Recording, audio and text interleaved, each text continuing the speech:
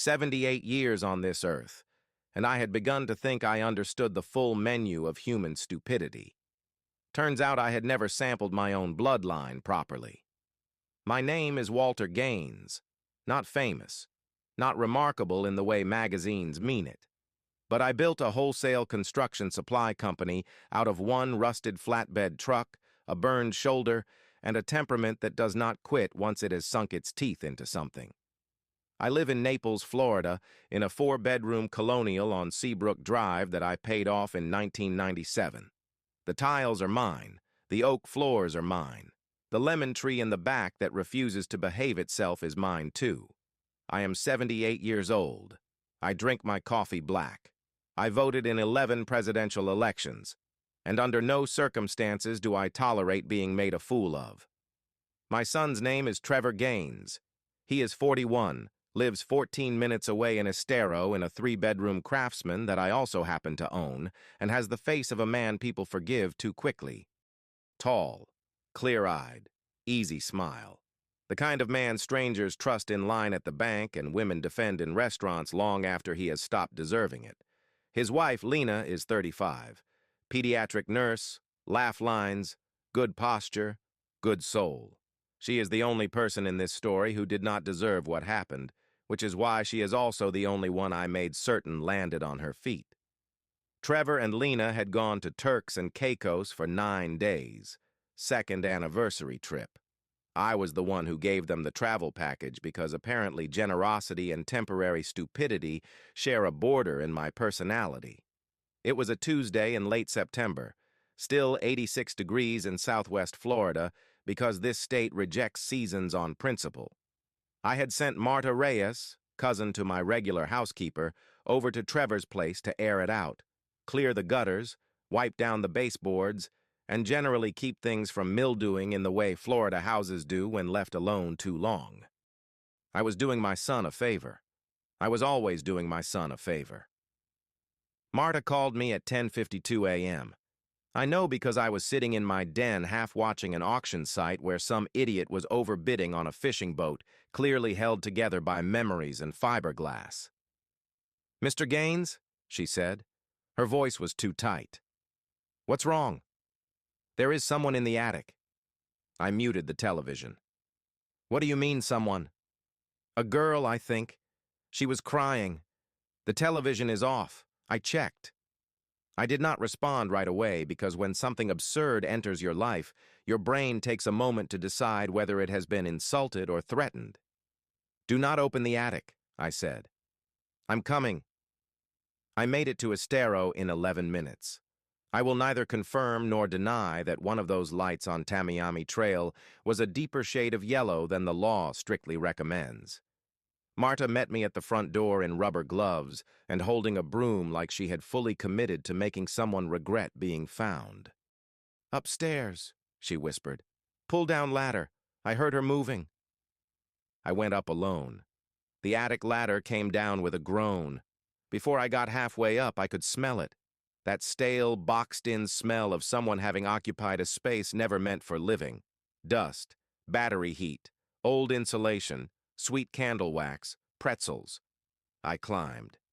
She was sitting in the back corner under a battery lantern, knees pulled up, dark hair loose around her face, a sleeping bag spread beside her like she had every intention of making it through the week.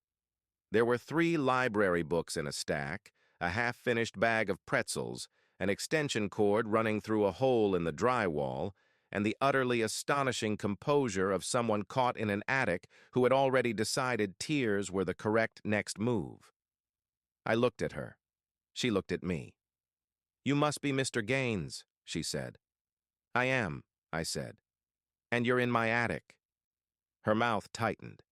Then, exactly on cue, her eyes filled. Beautiful tears, too. Professionally timed.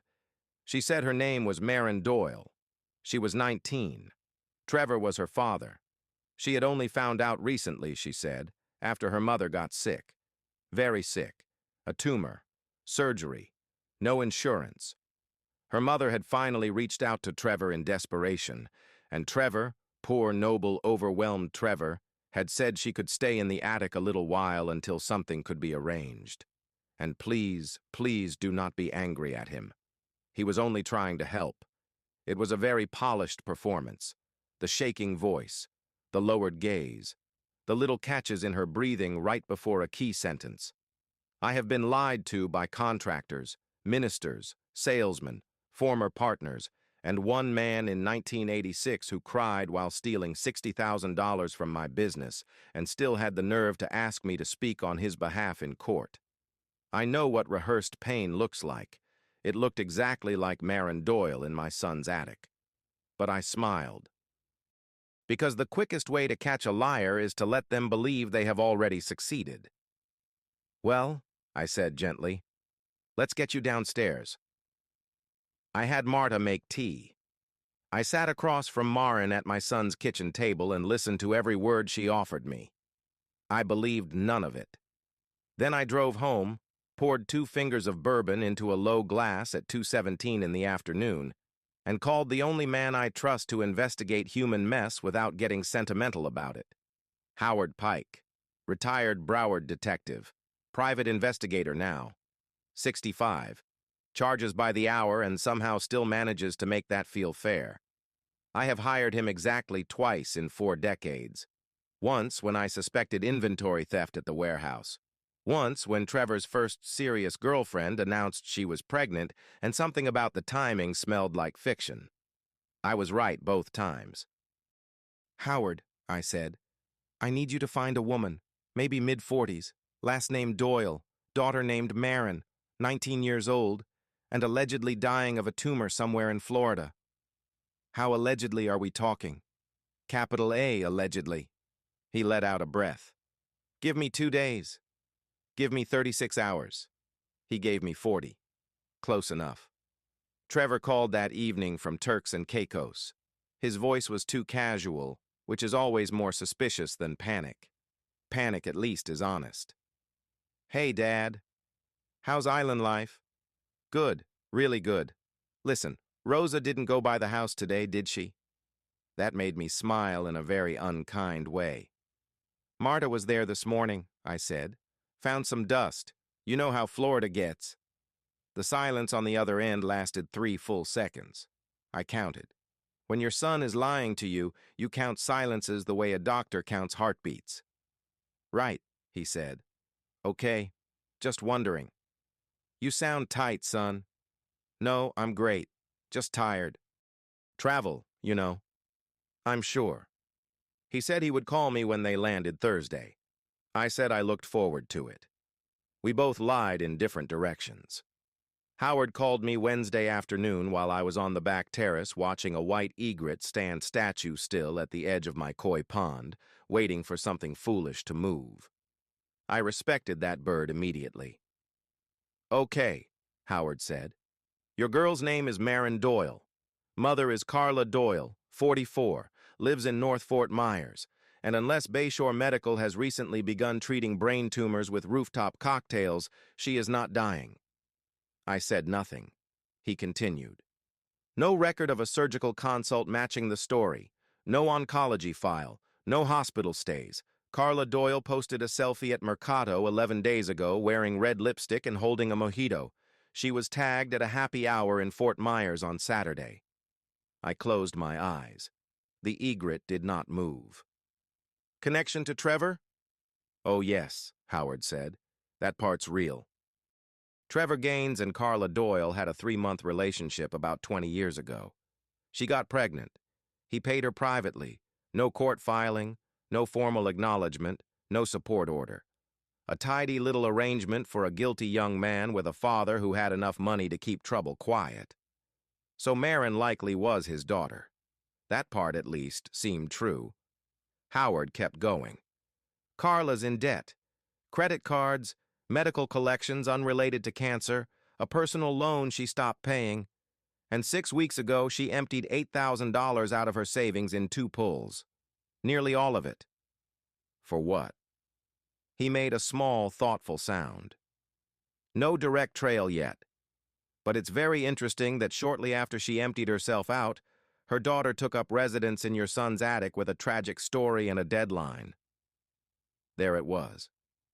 I looked at the pond. The egret still hadn't moved. "One more thing," Howard said. "Marin has a prior petty theft arrest in Lee County. Last year. Charges dropped. Still leaves a footprint." I thanked him. He asked whether I wanted anything else. "No," I said. "I've got enough." And I did. Enough to understand the shape of it anyway. Carla Doyle had coached her daughter. Every line, every tremble, every pause. She had weaponized biology and guilt and sent 19-year-old Marin into my son's house like a pretty little invoice 20 years overdue. And Marin had gone willingly. That part made my blood go cold. Trevor and Lena flew back Thursday evening. I know because I tracked their flight like a 78-year-old man who has finally accepted that technology is occasionally useful when people are plotting around you. I gave him one day. Let him unpack. Let him sleep. Let him enjoy the doomed comfort of his own mattress. Friday at 11:56 he called. "Dad, can I come by? I need to talk to you." "Of course, lunch." He arrived looking like a man carrying a wet sofa up a staircase. Tight jaw, too much motion in the eyes. The physical discomfort of someone trying to tell a lie kindly. I made him a turkey sandwich. Good mustard, proper bread. Sat across from him and waited. He lasted less than a minute. "So," he said, "you met Marin." I did. "I'm sorry I didn't tell you, it's just complicated." It never isn't. "She reached out a little while ago," he said. "Said Carla finally told her the truth. And then Carla got sick. Really sick. It all happened fast." I chewed my sandwich slowly and said nothing. He mistook that for invitation and kept going. "She's my daughter, Dad. I mean, I know how it sounds, but the timing fits. And she looks like us, right? And she needs help. Serious help." "What kind of help?" He looked relieved that we had reached the money part. People always look relieved there. They think numbers make lies feel more practical. "The surgery. They need $58,000 to even get the procedure scheduled. Insurance won't touch it. I've got some money, but not enough. I was hoping maybe you could loan me $25. I'll work out the rest." $25,000. "It's my daughter." I nodded. "And this surgery will save her mother." "That's what the doctors said." "Which doctors?" He blinked. That tiny pause. There. Always there. "She's been dealing mostly through the hospital office," he said.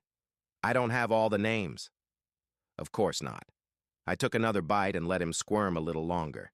Then I said, "Let me think about it." The relief on his face was almost obscene.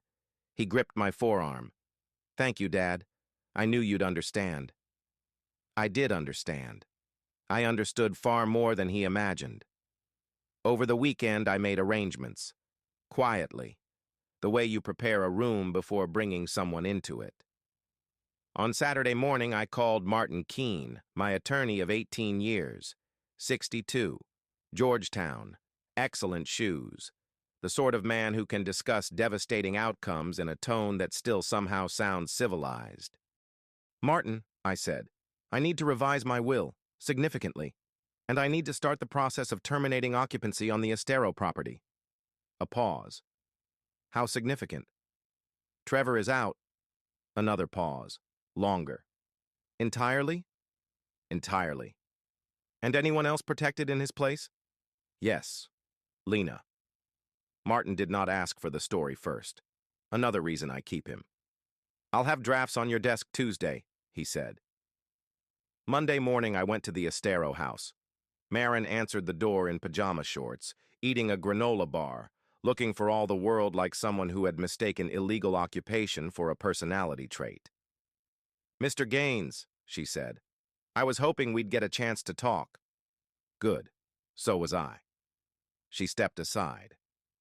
We sat in the living room. My living room, technically, since I owned the structure and everything in it that had not been purchased with Trevor's own wages, which narrowed the field nicely.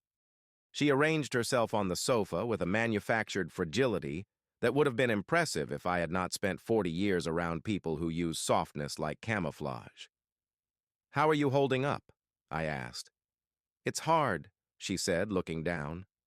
"I'm just trying not to think about my mom too much. Stress is terrible for recovery." "Which hospital is she in?" A pause, tiny but fatal. "She was at Gulf Shore," Marin said. "But they transferred her." "Interesting. What doctor?" "I'd have to check. Room number. I'd like to send flowers." There it was, the first real crack. Her fingers stopped moving on the granola bar wrapper. I raised one hand gently. "No." She looked up. I kept my voice quiet, almost kind, which somehow frightened her more than anger would have. "I know about Mercado. I know about Fort Myers. I know your mother is not dying. I know about your Lee County arrest. I know she sent you here because she thought Trevor's guilt might be worth more if she gave it a young face and a sad voice." The tears did not come this time. Something more interesting did. The expression underneath all the performance. Hard. Fast. Cold enough to be recognizably inherited. "You can't prove anything," she said. I stood up slowly. "Marin," I said, "I am 78 years old. I have been proving things since before your mother was born. You have until November 1st to be out of this house."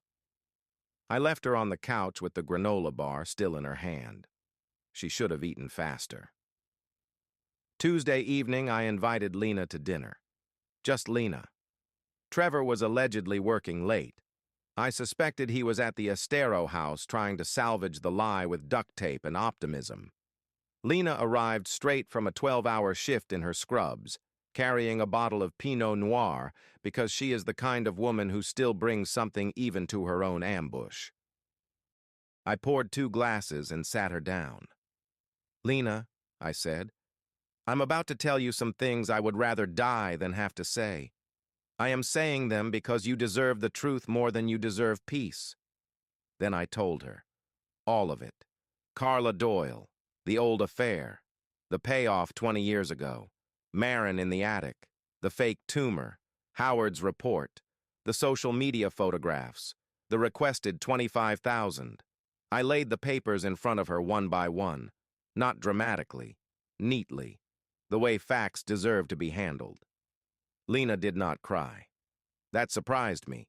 She went very still instead. There is a specific stillness certain good women have when their hearts are breaking, but their minds have not stopped functioning. When I finished, she picked up her glass and drank half of it without blinking. "How long have you known?" "6 days. "And Trevor asked you for money?" "He did." She set the glass down carefully. "He told me we were buying you something," she said. "He asked if we had 3,000 available in the joint account." The room got quiet. That was new. Not the scam. Not the attic. Not the daughter. The fact that he had already started milking his wife for a lie he expected me to complete. "Lena," I said. She held up one hand. "I need a minute." So I gave her one. She stared at the middle distance the way competent people do when they are forcing themselves to process the full amount of pain instead of choosing one manageable corner of it. Then she looked at me. "What are you going to do?" "I already did most of it," I said. "Martin is revising my will. Trevor is out. The occupancy termination notice goes to him Thursday. And regardless of what you decide about your marriage, I am establishing a trust for you." She shook her head immediately.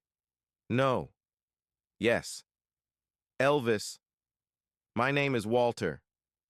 That actually made her smile faintly through the wreckage. "You know what I mean." "I do," I said. "And I am not discussing it. You are the only person in this mess who did not deserve any of it.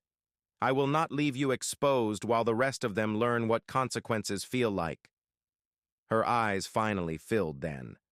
Not with weakness, with grief. Real grief. For the marriage she thought she had. For the man she had defended in rooms I would never know about. For the ordinary life she had been trying to build while someone upstairs was storing a secret person in the rafters. I want to be there, she said. When? When you tell him. I thought about that. Then I said, Thursday, dinner, my house. She nodded. I did one more thing before Thursday. Wednesday morning, I called the Economic Crimes Division in Lee County. A detective named Marisol Vega took the call. Her voice was the kind that has no interest in decorative speech. I explained the situation. I sent Howard's file. I told her exactly what I believed had happened. When I was done, she said, Mr. Gaines, for fraud to stick cleanly, I need to know whether money actually changed hands under false pretenses. Did you give any? No. Did your son? I paused. I'm not sure. That part, I was not. He asked me, I said. I declined. Whether he sent her anything directly, I cannot say. She was quiet a moment. Here is what I can tell you. If your son transferred funds to this girl based on knowingly false medical claims, and if the mother directed the scheme, we are potentially looking at wire fraud and conspiracy. The daughter is 19, so there is no juvenile shield here. Adult conduct, adult exposure. I said, if a subpoena looked at Trevor Gaines's personal account, it might find something recent. Detective Vega made a sound suspiciously close to satisfaction. I'll be in touch. She was. Faster than I expected. Thursday dinner, my house on Seabrook Drive. I made steak and mashed potatoes because difficult truths go down cleaner with proper food. That is a fact of civilization. Trevor arrived at 6:31 in office clothes and false confidence. I could see it on him immediately. Somewhere between Friday and Thursday, he had chosen a strategy, charm, partial honesty, maybe even a controlled appeal to emotion. Men like Trevor always think if they can just take hold of the narrative soon enough, they can still steer it. He walked into my dining room and stopped when he saw Lena already seated. Hey, he said. I didn't know. Sit down, I said. He did. I let the silence rest a beat, the way you let a steak rest before cutting into it. Then I placed Howard's report on the table, then Carla's social media printouts, then the formal occupancy termination notice, then a bank statement. Trevor looked at the papers and did not touch them. Dad, he said, already knowing, Carla Doyle is not sick. His mouth opened, closed. Marin was sent to your house to run a con, I went on. I know about the prior arrest. I know about the $8,000 Carla pulled from savings. I know about the social media. I know about the attic. I know about the $25,000 you asked me for. And I know, I slid the bank record across the table, that you already transferred $9,200 to an account held by Monsieur Doyle on September 19th. He went gray. Lena did not look at him when she spoke. 9,200. Trevor inhaled hard. Lena, I can explain. Please do. She needed what? I asked. An audience? A willing fool? Another adult to help her mother finish a job? It's my daughter. Yes, I said. Probably. Which makes your choices worse, not nobler. He looked at me like I had struck him. Lena finally turned toward him. You told me we were buying your father something, she said. I was going to replace it. With what? Silence. I nodded once and placed the final document on the table. The occupancy notice is valid, I said. You have 30 days. The Estero house reverts to me immediately after that. Martin finalized my will this morning. You are no longer in it. Trevor turned so fast toward me, his chair scraped. You can't do that. I can. Dad, I built this family's stability, I said. I paid for that house. I supported you through 2 failed ventures. I paid for the trip that gave you time to hide a 19-year-old in an attic. And then you sat across from me over turkey on rye and tried to take $25,000 more with a lie. I let that settle. I'm not angry, Trevor. That part has passed. I am finished. There is a difference. He looked at Lena. She was already looking at her plate. Then he looked back at me and saw I think, that the useful version of his father no longer existed. "I called a lawyer this afternoon," Lena said quietly. Trevor shut his eyes. That was the first honest expression on his face all night. The consequences came fast after that. The detective called Monday. They had traced the transfer. They spoke to Marin first. 19 or not, she was not nearly as composed in a recorded interview room as she had been in my attic with a lantern and pretzels. She lawyered up eventually, but not before confirming enough to matter. Her mother had set up the story. She had done what she was told. Trevor knew the medical story was false before he asked me for money. Carla Doyle was arrested on a Thursday. Conspiracy to commit wire fraud. Marin was arrested 3 days later as a co-conspirator. Her previous Lee County arrest did her no favors. Her attorney eventually negotiated a plea that kept her out of state prison, but not out of county time or off probation. I did not feel triumphant about Marin. 19 is young enough to deserve better parents and old enough to know exactly when you are lying for money. What I felt was simpler, sad, but square. That is how a ledger balances. Lena filed for divorce in November. She was efficient about it, which I admired. She moved out before Trevor's occupancy expired. Took her scrubs, her mother's china, the Vitamix she loved, and every photograph in which she looked sincerely happy because those at least still belonged to her. She left Trevor the good sofa, which was kinder than the occasion required. He lost the Estero house on December 1st and moved into an apartment in Fort Myers that I know costs more than he can comfortably admit because pride rarely rents within budget. He called me twice in November. I answered both times. I was not cruel. I was not warm. I was exactly what I am, a 78-year-old man who has accepted that one chapter is over and sees no value in rereading it aloud. Martin later told me Trevor had briefly explored contesting the will revision. The lawyer he found took one meeting, called Martin, and then returned the retainer. There was nothing to contest. The documents were clean. The changes were mine to make. The house was mine. The money was mine. The law, every once in a while, still manages to recognize the person who actually built the walls. It is January now. In Naples, that means mornings cool enough to drink coffee outside without feeling punished for being alive. I have been doing exactly that. The white egret still comes to the pond, patient as a monk and twice as judgmental. I respect him more every week. Marta Reyes came back to clean after New Year's. I gave her a holiday bonus and a bottle of excellent rum because if she had not called me that Tuesday morning, this whole thing might have spread much farther before I found the knife to cut it out. She accepted both with one firm nod and did not permit me to thank her twice. Another quality I admire. Lena came by last weekend with takeout from a Cuban place on Fifth Avenue she knows I like.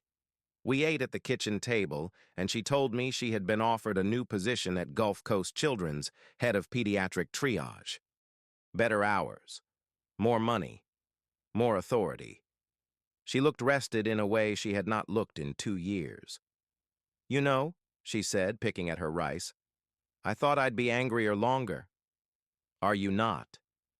"I was," she said. "About 3 weeks. Then I got tired of carrying it. Then I started making a list of what I actually lost. And," she gave me a look over the rim of her water glass. "A house that wasn't mine," she said. "A marriage I was carrying by myself. And a husband who could look me in the face every night while keeping someone else hidden in the attic." I nodded. "When you put it that way." "Exactly." Then she smiled. A real smile. One that reached her eyes. "Thank you for telling me the truth, Walter.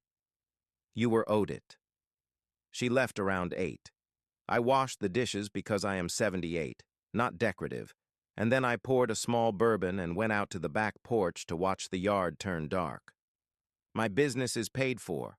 My house is paid for. My conscience is clean. My will is airtight.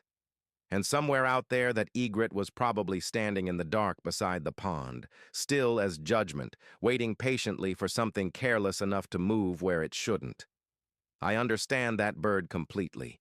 78 years old, still standing. Do not make me look in your attic.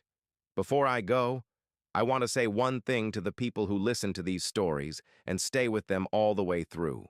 Not as a narrator, not as a voice on the other side of a screen, just as a person who notices when other people keep showing up. This community matters. It matters when we disappear for a while and come back. It matters when stories get buried by algorithms or whatever other modern nonsense decides what survives online. And it matters that there are still people who sit down, press play, and stay long enough to hear the truth all the way to the end. So thank you. Truly. The stories stay alive because you do.